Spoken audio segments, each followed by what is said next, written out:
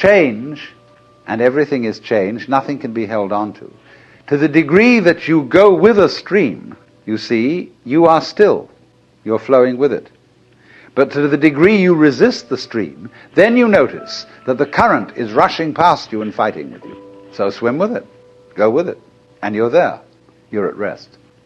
And this is, of course, particularly true when it comes to those moments when life really seems to be going to take us away. And the stream of change is going to swallow us completely. The moment of death. And we think, oh, this is it. This is the end. And so at death we withdraw. Say, no, not that. Not yet, please. But actually, the whole problem is that there really is no other problem for human beings than to go over that waterfall when it comes. Just as you go over any other waterfall. Just as you go on from day to day. Just as you go to sleep at night. Be absolutely willing to die.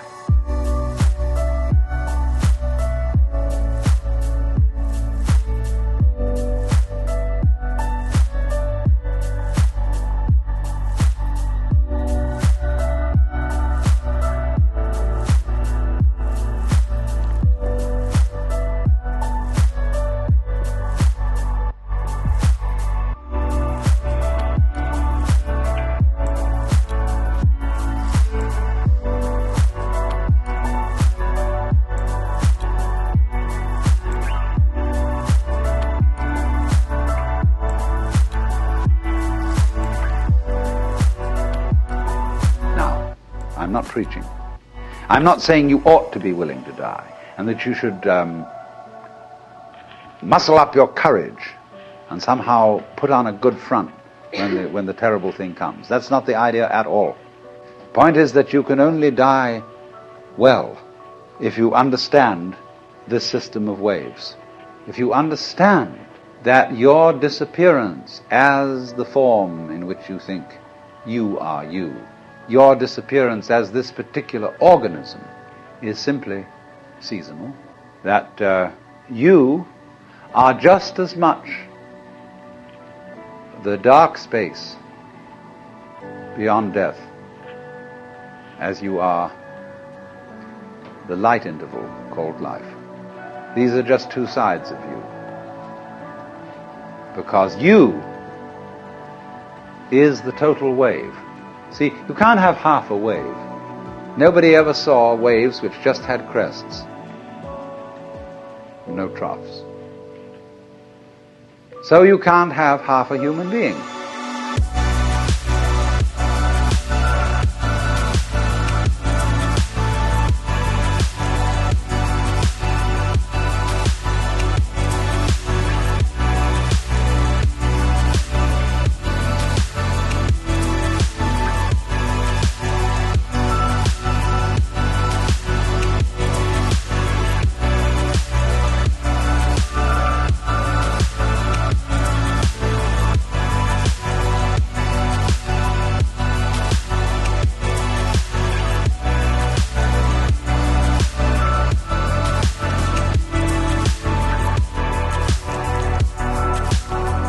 But the propagation of vibrations, and life is vibration, it simply goes on and on, but its cycles are long cycles and short cycles.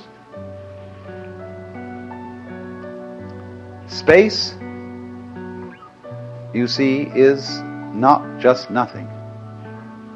If I could magnify my hand to an enormous degree so that you could see all the molecules in it, I don't know how far apart they would be, but it seems to me they would be something like tennis balls in a very, very large space. And you look, when I move my hand like this, and say, for God's sake, look at all those tennis balls. They're all going together. Crazy. And there are no strings tying them together. Isn't that queer? No, but there's space going with them. And space is a function of, or it's an inseparable aspect of, whatever solids are in the space. That is the clue, probably, to what we mean by gravity. We don't know yet. So in the same way, when those marvelous sandpipers come around here, the little ones, while they're in the air flying, they have one mind. They move all together. When they alight on the mud, they become individuals and they go pecking around for worms or something. But one click of the fingers and all those things are going zip into the air. They don't seem to have a leader because they don't follow when they turn. They all turn together and go off in another direction. Amazing. But they're like the molecules in my hand.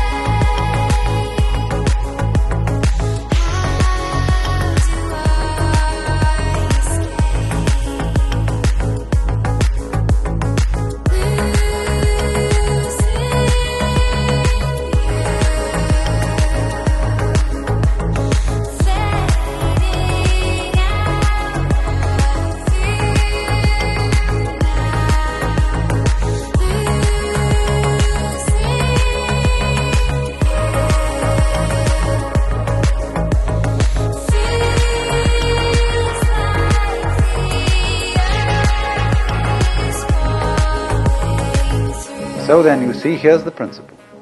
When you don't resist change,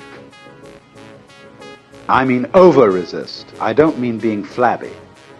When you don't resist change, you see that the changing world, which disappears like smoke, is no different from the nirvana world. Nirvana, as I said, means breathe out. Let go of the breath. So in the same way, don't resist change. It's all the same principle. So the Bodhisattva saves all beings, not by preaching sermons to them, but by showing them that they are delivered, they are liberated, by the very fact of not being able to stop changing. You can't hang on to yourself. You don't have to try not to hang on to yourself. It can't be done. And that is salvation. Memento Mori. Be mindful of death.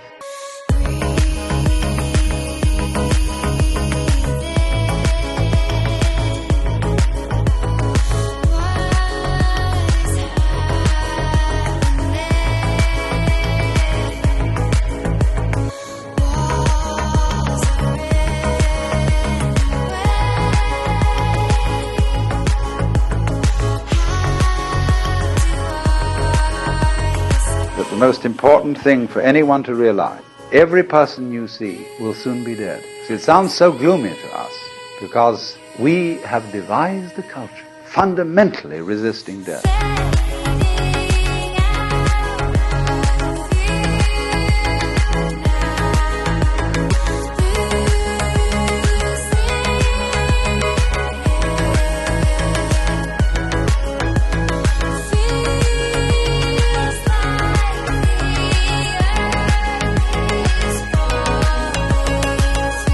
Death in the Western world is a real problem.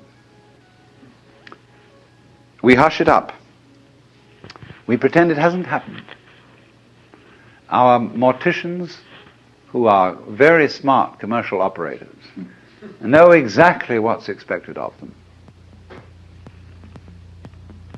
And they make death just awful by pretending it doesn't happen. See what happens. You go to a hospital and you're at the end. You've got terminal cancer. And all your friends come around and they wear false smiles and they say, cheer up, you'll be all right. In a few days from now you'll be back home and we'll go out for a picnic again. The doctors have their bedside man. You see, a doctor is absolutely helpless with a terminal case because a doctor's by social definition a healer, and he's not allowed to help you die. He's out of role, even though he may sneak behind the rules and do it, but he's got to heal you. So he's going to keep you indefinitely on the end of tubes and all kinds of things, while There's a certain grave demeanor to all this, and all the nurses are so pleasant and so totally distant because they know this is death. And they mayn't be frank with you. That's why they feel distant. It's not that they're not concerned. It's not that they're heartless people. But that they just don't know how to be frank. Like lots of people when they meet a drunk. They don't know what to do with a drunk. Because he's not behaving right. And so, when you're dying, you're not behaving right. You're supposed to live. See, so we don't know what to do with a dying person. We don't get around that person and say, listen, man, I've got the news for you. You're going to die. And this is going to be great. Look, no more responsibilities. Don't have to pay those bills anymore. Don't have to worry about anything. You're going to just die. And let's go out with a bang.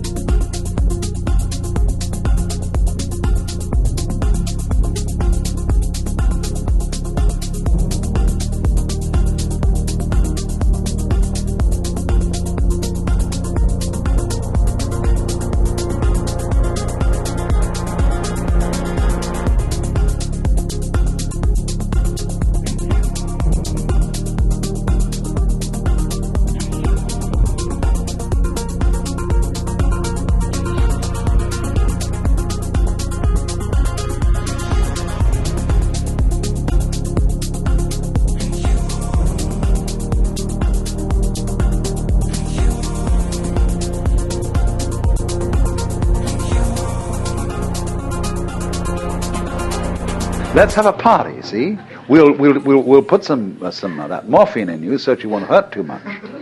But we were going to prop you up in bed, and we're going to bring all our friends around, and we're going to have champagne, and you're going to die at the end of it, see? And it's going to be just marvelous. It's like being born, see? When we had birth problems, see, all women used to think that birth had to be painful. It was good for them. It was one of the things you had to suffer because you'd been screwing around with people, and therefore you had to have a child, and it's got to hurt. And then the doctors got together and they scratched their heads, and the man called Grantley Dick Reed said, "No, birth doesn't hurt; it's natural. All we've got to do is to talk these women into the idea that it doesn't hurt, that all these so-called pains are just tensions, and that birth is great. It's not a disease. It's not really something you ought to go to hospital for. Because you associate hospitals with diseases and sickness. Birth isn't sickness. All right, now let's do some new thinking. What about death? Is death sickness? Or is it a healthy, natural event like being born? Of course it is. So, I mean, a little change in social attitude about this will fortify everybody else. I mean, if I'm alone and all my relatives are going, kind of pretending to me, it's going to be hard for me. I've got to challenge the whole bunch of them and get my dander up and say, listen, damn you, I don't want all this thing around here. You've got to take a different attitude about my death. Well, that's hard. But if everybody helps me, and we do, we're all one body, if they all come around and say, congratulations, you're going to die.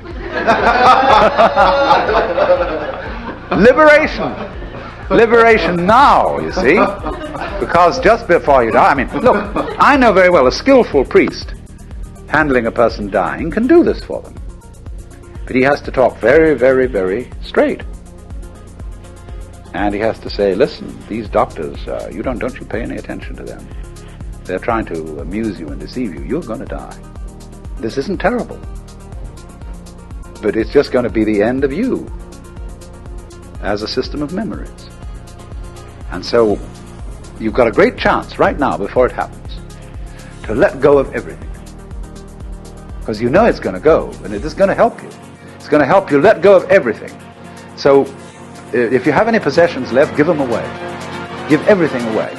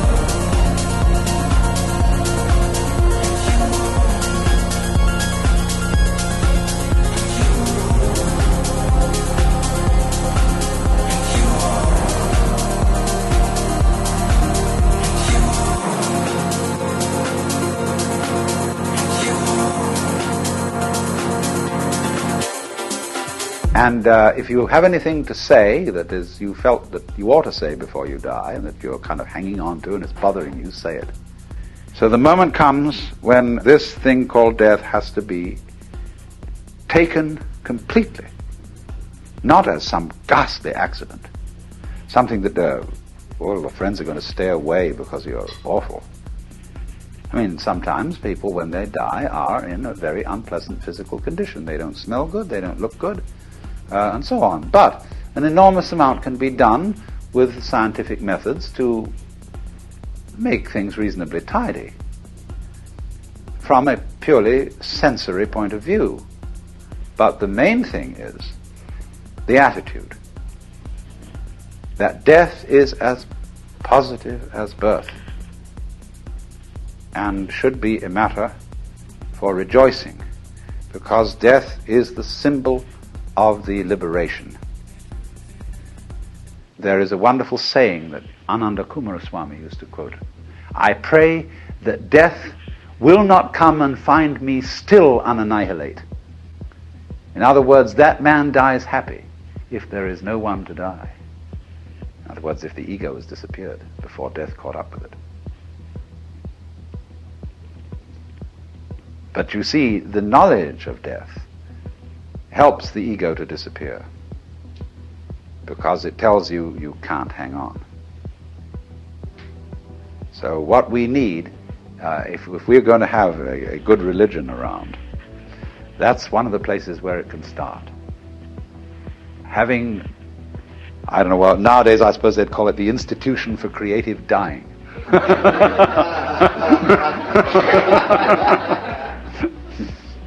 But something like that. And you can have one department where you can have champagne cocktail party to die with, another department where you can have glorious religious rituals and priests and things like that, another department where you can have psychedelic drugs, another department where you can have special kinds of music, anything, you know. All these arrangements will be provided for in a hospital for delightful dying.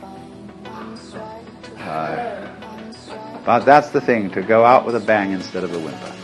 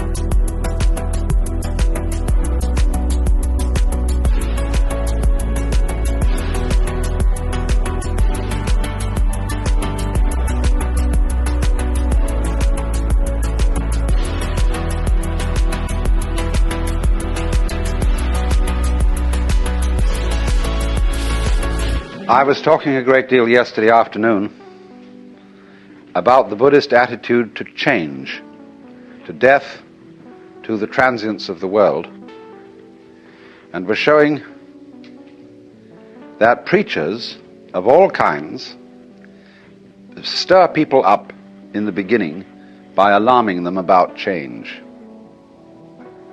That's like somebody, actually raising an alarm, just in the same way as if I want to pay you a visit, I ring the doorbell. And then we can come in and I don't need to raise an alarm anymore.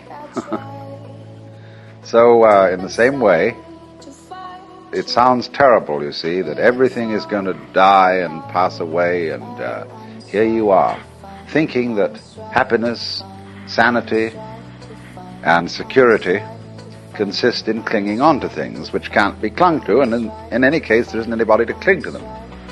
And the whole thing is a weaving of smoke.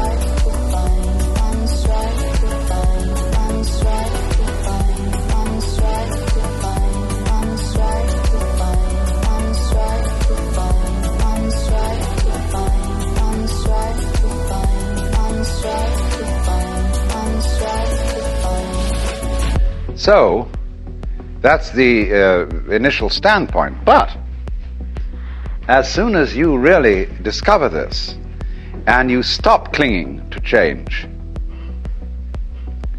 then everything is quite different. It becomes amazing. And not only do all your senses become more wide awake, not only do you feel almost that you're walking on air, but you see finally that there is no duality, no difference between the ordinary world and the nirvana world. They're the same world, but what makes the difference is the point of view. And of course, if you keep identifying yourself with some sort of stable entity that sits and watches the world go by, you don't acknowledge your union, your inseparability from everything else that there is. You go by with all the rest of the things, but if you insist on trying to take a permanent stand, on trying to be a permanent witness of the flux, then it grates against you, and you feel very uncomfortable. But it is a fundamental feeling in most of us that we are such witnesses. We feel that behind the stream of our thoughts, of our feelings and our experiences, there is something which is the thinker, the feeler, and the experiencer. Not recognizing that that is itself a thought, feeling, or experience, and it belongs within and not outside the changing panorama of experience. It's what you call a cue signal.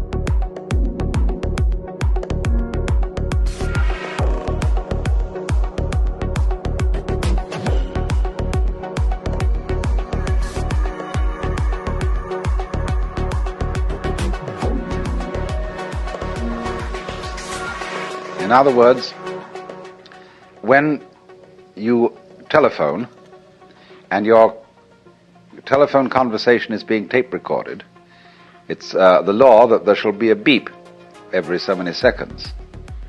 And that beep cues you in to the fact that this conversation is recorded. So in a very similar way, in our everyday experience, there's a beep which tells us this is a continuous experience, which is mine. Beep. In the same way, for example, it is a cue signal when a composer arranges some music and he keeps in it a recurrent theme, but he makes many variations on it. Or more subtle still, he keeps within it a consistent style. So you know that it's Mozart all the way along, because it sounds like Mozart.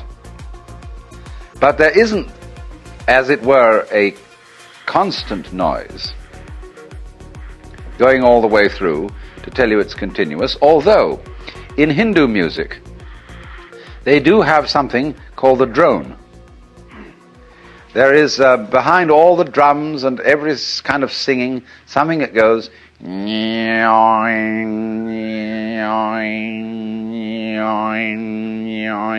and it always sounds the note which is the tonic of the scale being used. But in Hindu music, that drone represents the eternal self, the Brahman, behind all the changing forms of nature. But that's only a symbol. And to find out what is eternal, you can't make an image of it, you can't hold on to it. And so it's psychologically more conducive to liberation to remember that the thinker or the feeler or the experiencer and the experiences are all together. They're all one. But if out of anxiety you try to stabilize, keep permanent the separate observer, you are in for conflict.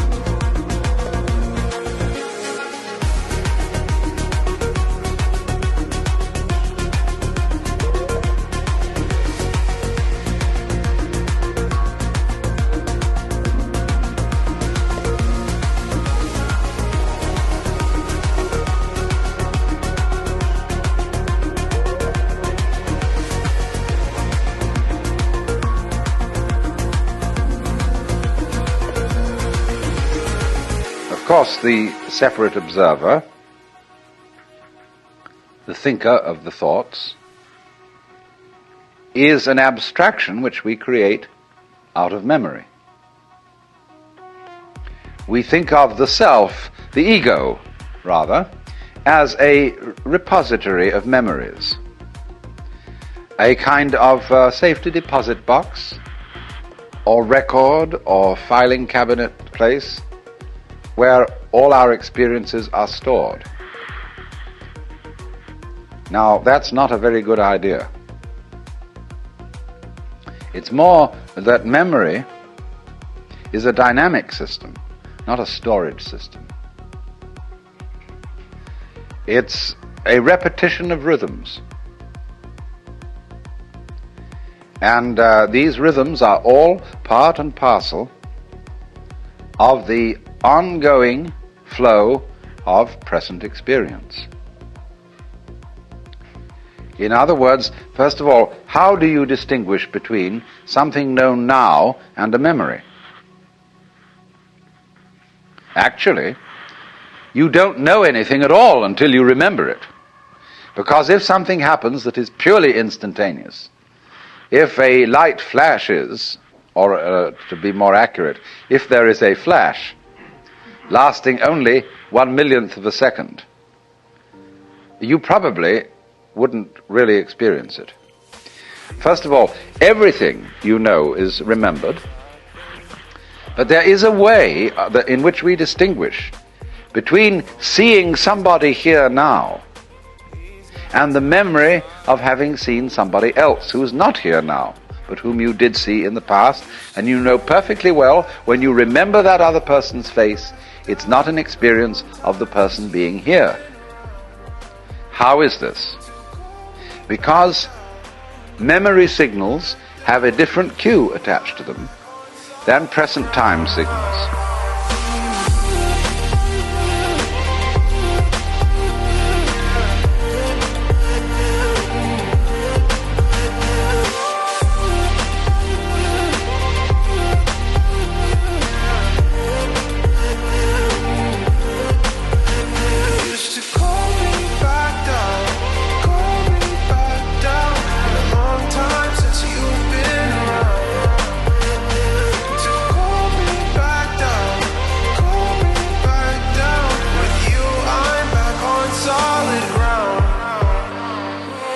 They come on a different kind of vibration. Sometimes, however, the wiring gets mixed up and present experiences come to us with a memory cue attached to them. And then we have what is called a déjà vu experience. We are quite sure we've experienced this thing before. But the problem is that we don't see, don't ordinarily recognize, is that although memory is a series of signals with a special kind of cue attached to them so that we don't confuse them with present experience, they are actually all part of the same thing as present experience. They are all part of this constantly flowing life process, and there is no separate witness standing aside from the process, watching it go by. You're all involved in it. Now, accepting that, you see, going with that, although at first it sounds like the knell of doom, is, if you don't clutch it anymore, splendid.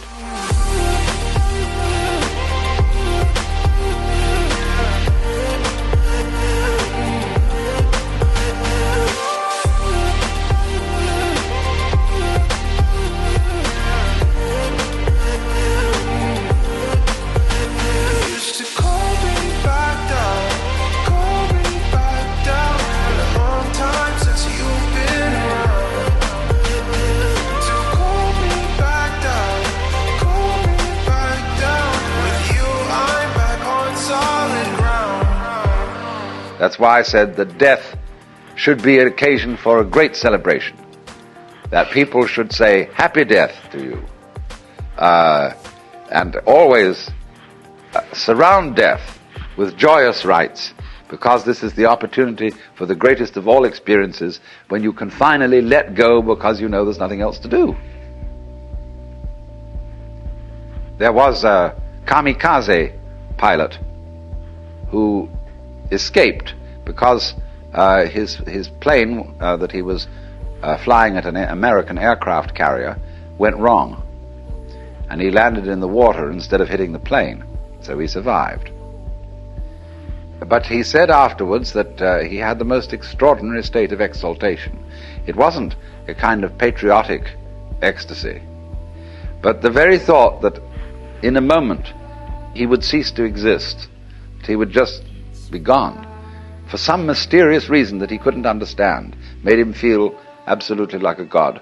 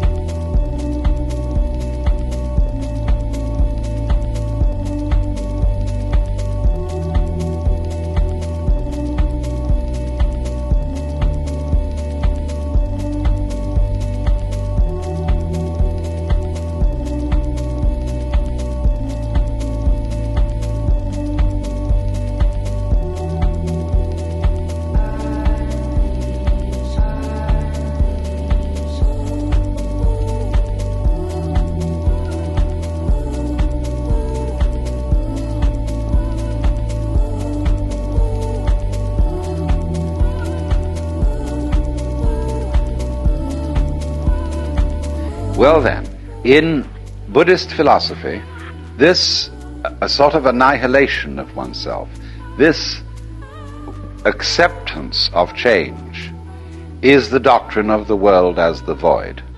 And it is the doctrine of a whole class of literature which goes by this complex name, Prajna Paramita. Now, Prajna means wisdom. Paramita, for crossing over, for going beyond. There is a small Prajna Paramita Sutra, a big Prajna Paramita Sutra, and then there's a little short summary of the whole thing called the Hridaya, or Heart Sutra. And that is recited by Buddhists all over Northern Asia, Tibet, China, and Japan. And it contains the saying, that which is void is precisely the world of form, that which is form is precisely the void. Form is emptiness, emptiness is form, so on. And it elaborates on this theme. It's very short, but it's always chanted at important Buddhist ceremonies. And so it is supposed by scholars of all kinds who have a missionary background that the Buddhists are nihilists, that they teach that the world is really nothing, there isn't anything, and that there seems to be something is purely an illusion. But of course this philosophy is much more subtle than that. The main person who was responsible for developing and maturing this philosophy was Nagarjuna. And he lived about 200 AD. One of the most astonishing minds that the human race has ever produced. And the name of Nagarjuna's school of thought is Madhyamika, which means really the doctrine of the middle way. But it's sometimes also called the doctrine of emptiness, or Shunyavada, from the basic word shunya, or sometimes shunya has ta added on the end, and that ta means ness, emptiness. Well then, emptiness means essentially transience. That's the first thing it means. Nothing to grasp, nothing permanent, nothing to hold on to. But it means this with special reference to ideas of reality, ideas of God, ideas of the self, the Brahman, anything you like. What it means is that reality escapes all concepts. If you say there is a God, that's a concept. If you say there is no God, that's a concept. And Nagarjuna is saying that always your concepts will prove to be attempts to catch water in a sieve, or wrap it up in a parcel. So he invented a method of teaching Buddhism which was an extension of the dialectic method that the Buddha himself first used, and this became the great way of studying, especially at the University of Nalanda, which has been re-established in modern times, but of course it was destroyed by the Muslims when they invaded India. The University of Nalanda, where the dialectic method of enlightenment was taught. The dialectic method is perfectly simple. It can be done with an individual student and a teacher, or with a group of students and a teacher. And you would be amazed how effective it is when it involves precious little more than discussion. That is to say, the teacher gradually elicits from his participant students what are their basic premises of life. What is your metaphysic? In the sense, I'm not using metaphysic in a kind of a spiritual sense, but what are your basic assumptions? What real ideas do you operate on as to what is right and what is wrong, what is the good life and what is not? What arguments are you going to argue strongest? Where do you take your stand? The teacher soon finds this out for each individual concerned, and then he demolishes it. He absolutely takes away that person's compass. And so they start getting very frightened. And say to the teacher, all right, I see now, of course I can't depend on this, but what should I depend on? And unfortunately, the teacher doesn't offer any alternative suggestions, but simply goes on to examine the question, Why do you think you have to have something to depend on? Now, this is kept up over quite a period, and the only thing that keeps the students from going insane is the presence of a teacher who seems to be perfectly happy, but is not proposing any ideas. He's only demolishing them. So we get finally, not quite finally, to the void, the shunya.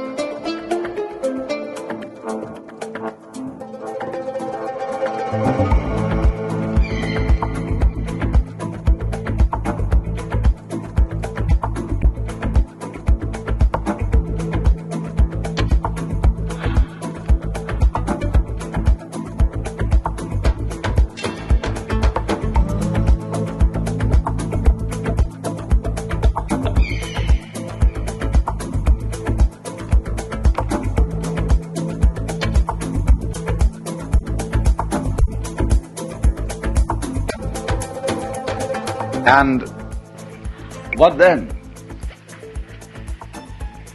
When you get to the void, there is an enormous and unbelievable sense of relief. That's nirvana. Phew, as I gave a proper English translation of nirvana.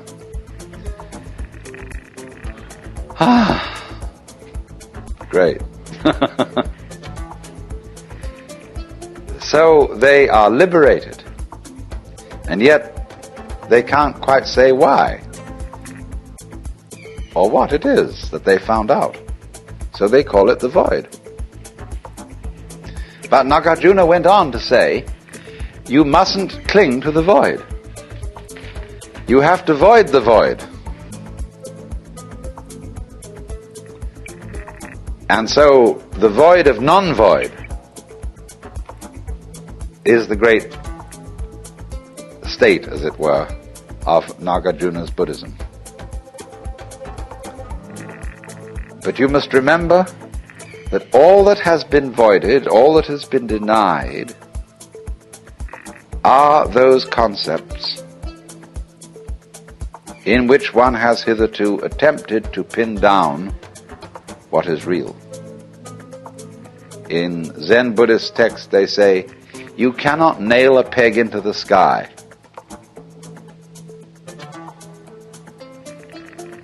And so,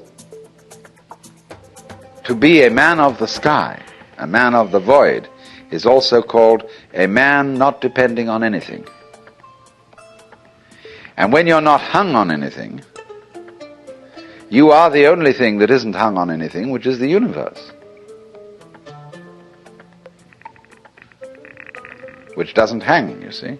Where would it hang? It has no place to fall on, even though it may be dropping.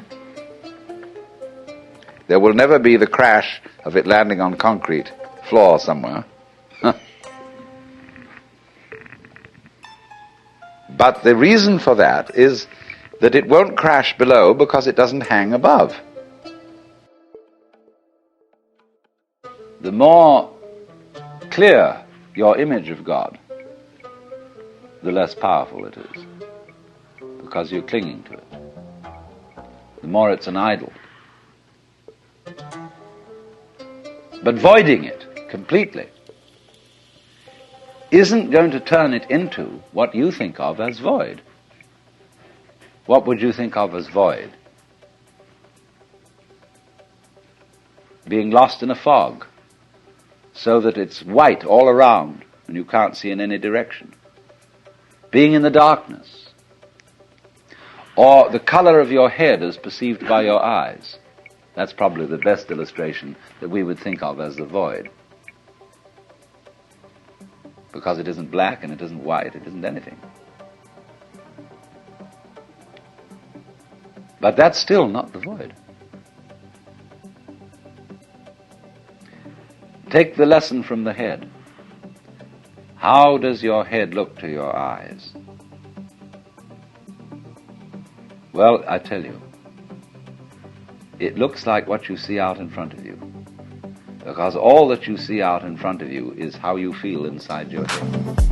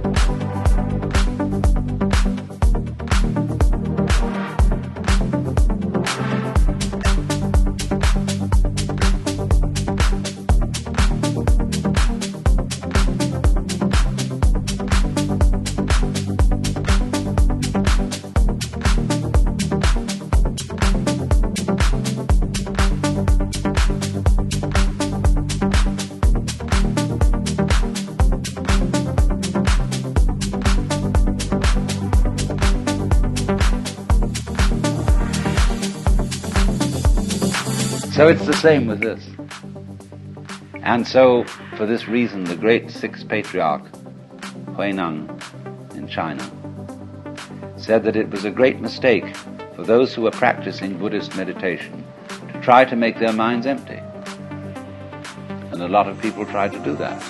They sat down and tried to have no thoughts whatever in their minds. Not only no thoughts, but no sense experiences. So they'd close their eyes, they'd plug up their ears, and generally go in for sensory deprivation. Well, sensory deprivation, if you know how to handle it, can be quite interesting. It'll have the same sort of results as taking LSD or something like that. And there are special labs made nowadays where you can be sensorily deprived to an amazing degree. But if you're a sort of a good yogi, this doesn't bother you at all. It'll send some people crazy. But if you dig this world, you can have a marvelous time in a sensory deprivation scene. Also, especially if they get you into a condition of weightlessness.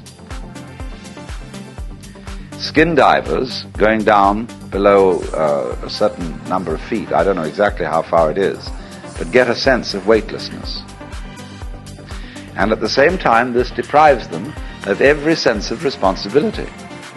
They become alarmingly happy. And they have been known to simply take off their masks and offer them to a fish. And of course they then drown. So if you skin dive, and you have to keep your eye on the time. You have to have a water watch or a friend who's got a string attached to you. If you go down that far, and at a certain specific time, you know you have got to get back. However happy you feel, and however much inclined to say, survival? What the hell's the point of that? And this is happening to the men who go out into space. They will increasingly find that they have to have automatic controls to bring them back. Quite aside that they can't change in any way from the spaceship. Now, isn't that interesting? Can you become weightless here?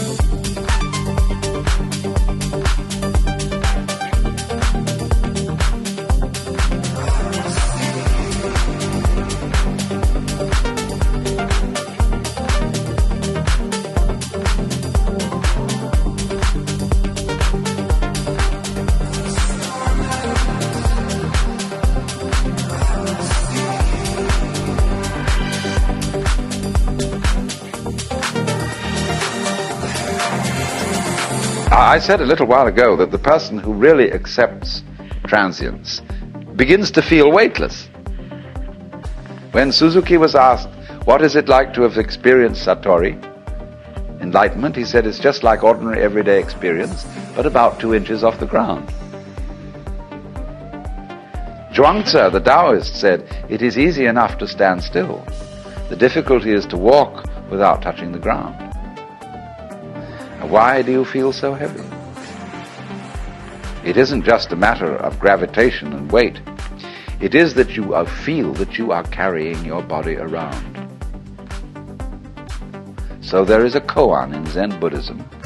Who is it that carries this corpse around? So when you feel, common speech expresses this all the time. Life is a drag. I feel I'm just dragging myself around. My body is a burden to me. To whom? To whom? That's the question. You see? And when there is nobody left for whom the body can be a burden, the body isn't a burden. But so long as you fight it, it is.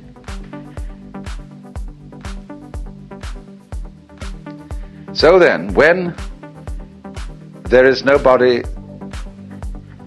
left to resist the thing that we call change, which is simply another word for life, and when we dispel the illusion that we think our thoughts, instead of being just a stream of thoughts, and that we feel our feelings instead of being just feelings, it's like saying, to feel the feelings is a redundant expression. It's like saying, actually, I hear sounds, for there are no sounds which are not heard. Hearing is sound. Seeing is sight. You don't see sights. Sightseeing is a ridiculous word. You could just say either sighting or seeing, one or the other, but sightseeing is nonsense. So we keep doubling our words, and this doubling is comparable to oscillation in an electrical system where there's too much feedback, where you remember in the old-fashioned telephone, where the receiver was separate from the mouthpiece, the transmitter. If you wanted to annoy someone who was abusing you on the telephone, you could make them listen to themselves by putting the receiver to the mouthpiece. But it actually didn't have that effect. It set up oscillation. It started to howl. could be very, very hard on the ears. The same way, if you turn a television camera at the monitor, that is to say, the television set in the studio, the whole thing will start to jiggle. The visual picture will be of oscillation, like that. And the same thing happens here. When you get to think that you think your thoughts, the you standing aside the thoughts has the same sort of consequence as seeing double. And then you think, can I observe the thinker thinking the thoughts? Or, I am worried, and I ought not to worry, but because I can't stop worrying, I'm worried because I worry. And you see where that could lead to. It leads to exactly the same situation that happens in the telephone, and that is what we call anxiety, trembling. But this discipline that we're talking about of Nagarjunas abolishes anxiety, because you discover that no amount of anxiety makes any difference to anything that's going to happen.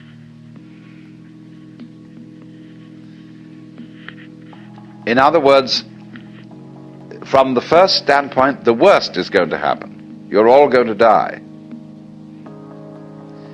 And don't just put it off in the back of your mind and say, I'll consider that later. It's the most important thing to consider now, because it enables you. It is the mercy of nature, because it's going to enable you to let go and not defend yourself all the time, waste all the energies in self-defense.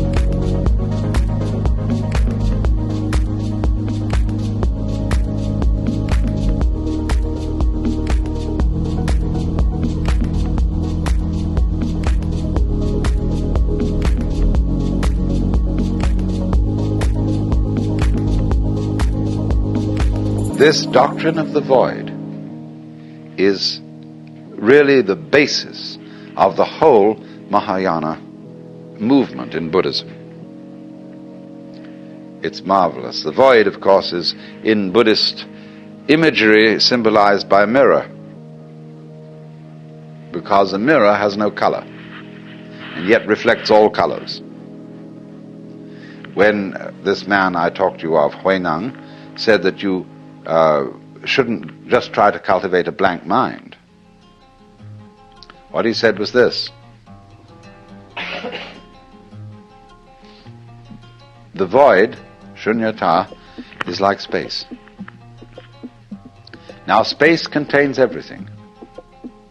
The mountains, the oceans, the stars, the good people and the bad people, the plants, the animals, everything. Now the mind in us,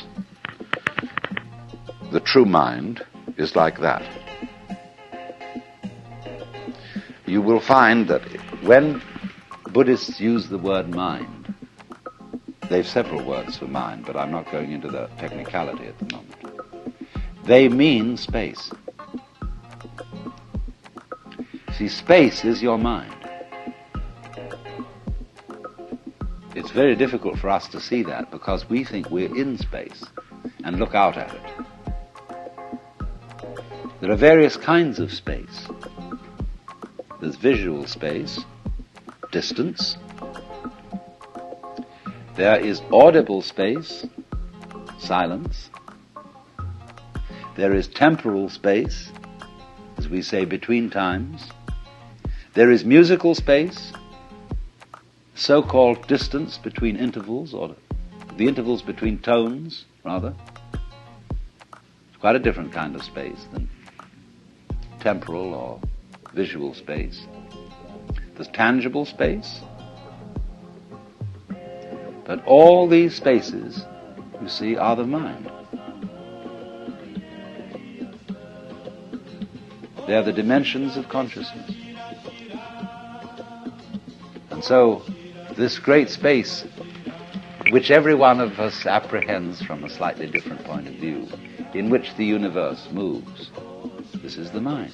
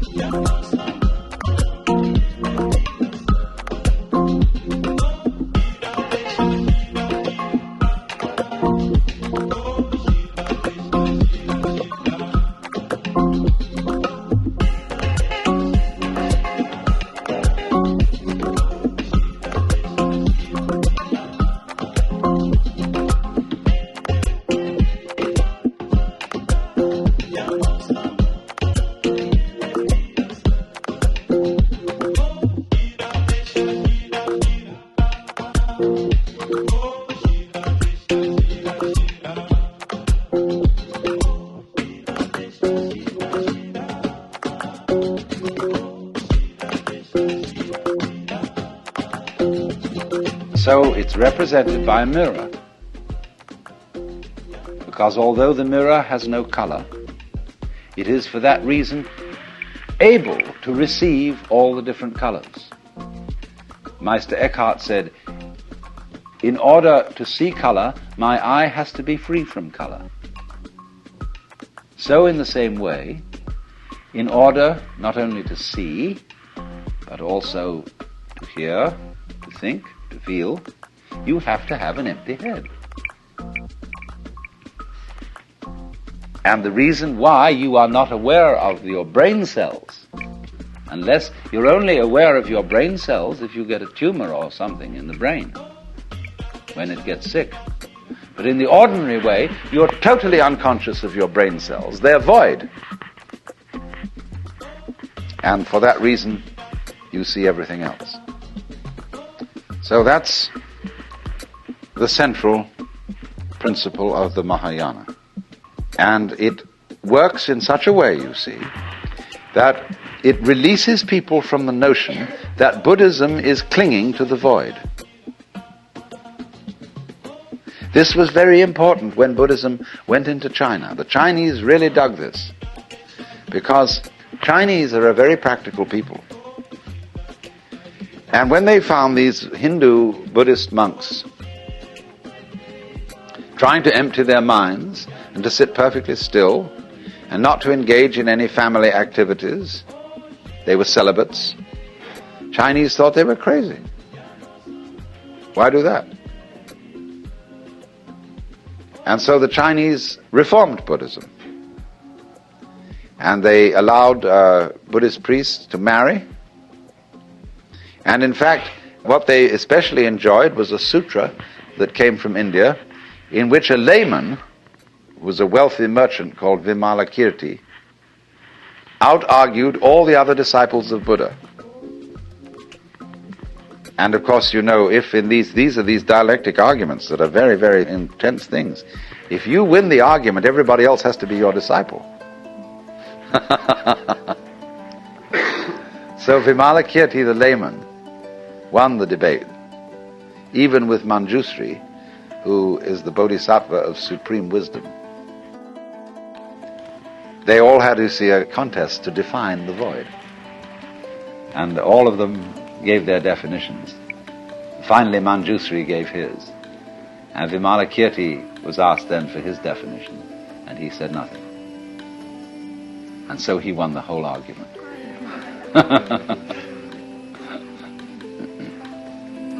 The thunderous silence.